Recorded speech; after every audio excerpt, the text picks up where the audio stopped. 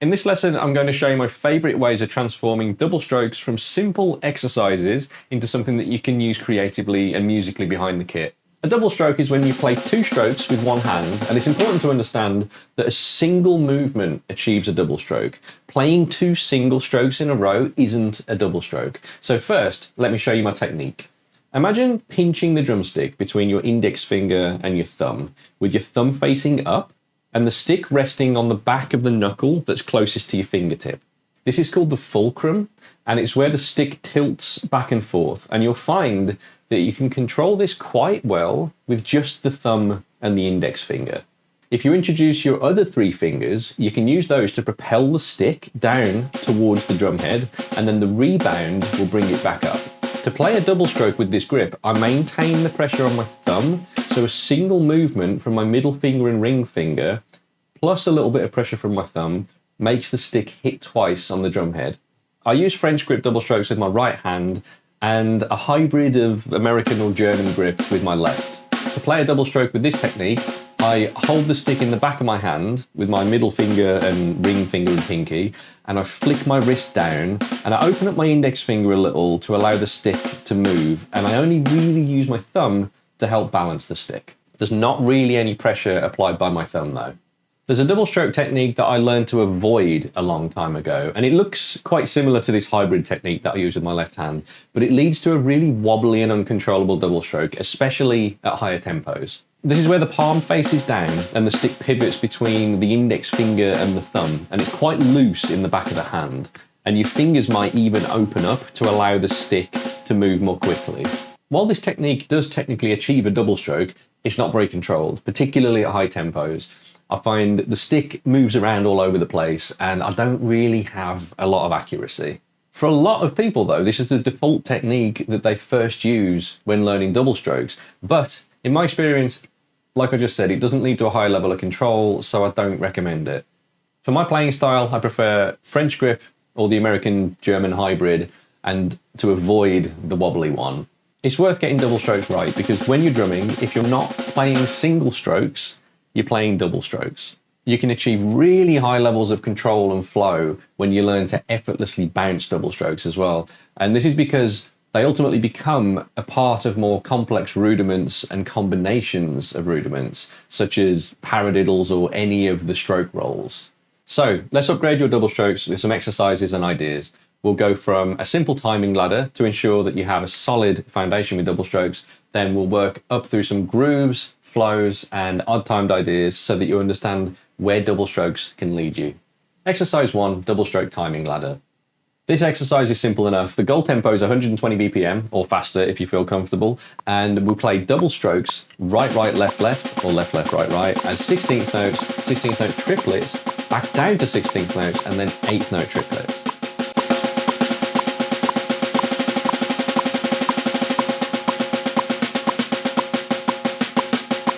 For those of you who are brand new to this idea, 16th notes means that there are 16 of them in a bar of 4/4, or that you'll play 4 notes in succession for every quarter note in a bar. With 16th note triplets, we play 6 of them for every quarter note, and with 8th note triplets, we play 3 of them for every quarter note. Exercise 2, double stroke tom navigator. I like this exercise because it introduces the concept of displacement in a really simple way. We're going to play double strokes, but we're going to start on a single stroke so that the pattern becomes right, left, left, right, or left, right, right, left. So it's kind of shifted back by 1/16th note.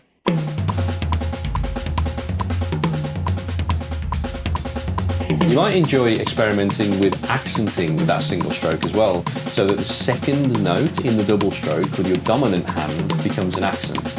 Practicing this with your non-dominant hand is super useful as well, because it leads you to being able to play a ghost note directly into a snare accent with one hand, which is really useful for maintaining flow within a lot of grooves.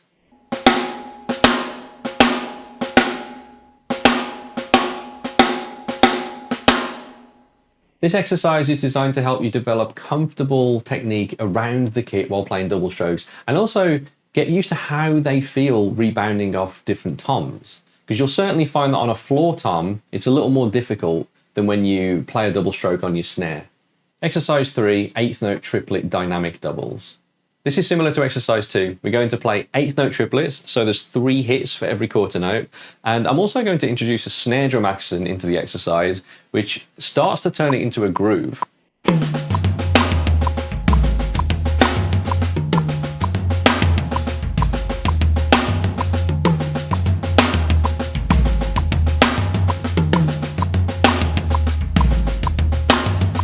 Exercise 4, double stroke ergonomics. This exercise may help you discover ergonomic improvements that you can make around your kit. And with some patterns, it can be useful to play a double stroke between 2 instruments. And this exercise introduces this concept.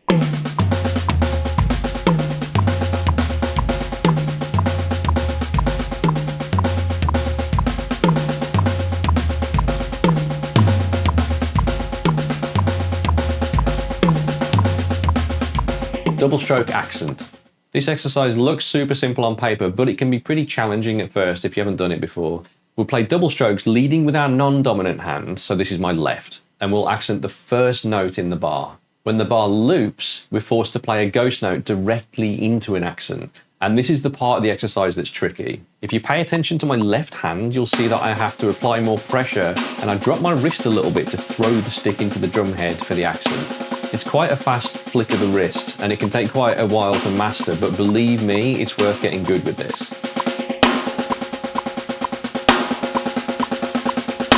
This technique has become an essential part of my drumming vocabulary that I use in pretty much every song that I play.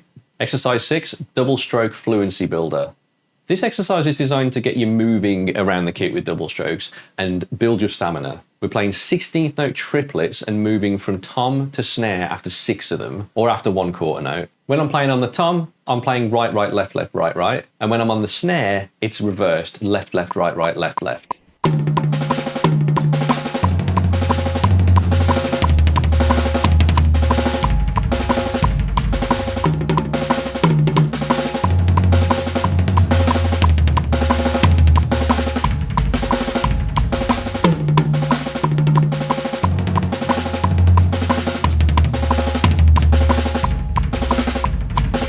Exercise 7, double stroke flow builder.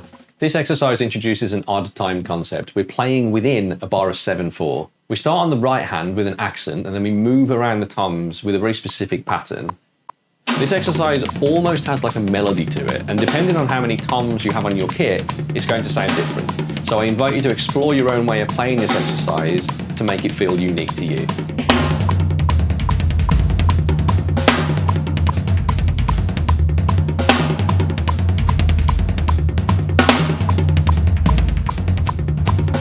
Exercise 8, heel-toe double stroke. We can also play double strokes with our feet. And in this exercise, I'll introduce you to the concept of heel-toe technique. This is where you use a single leg motion to play 2 strokes on the kick drum. Now, this isn't the only technique that achieves this, but in my experience, it's the most efficient. I'll get into more detail with heel-toe technique later on in the masterclass.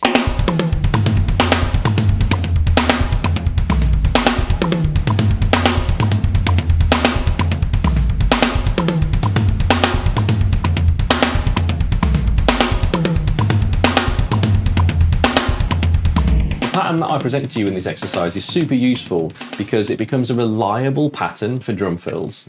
Exercise 9, double stroke groove. Let me show you how a double stroke can turn into a cool sounding groove. Start out on the hats with a single stroke, and then continue with double strokes between the hi-hat and the snare, making sure the snare doubles are ghost notes. Then we'll stop after 7 16th notes to allow a kick drum accent, picking up the double stroke pattern again with a snare accent. At the end of the bar, we'll use double strokes to perform a simple drum fill.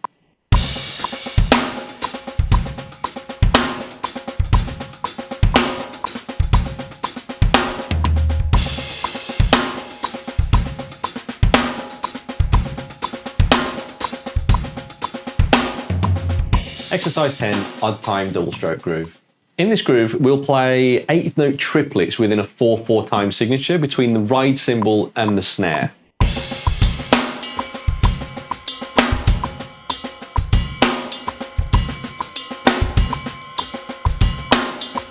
On the ride, the first hit of the double stroke is on the bow, and the second hit of the double stroke is on the bell.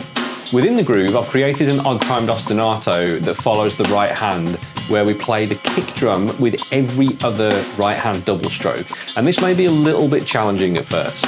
Then to turn this into a groove, we've got a snare drum accent on the third quarter note in the bar.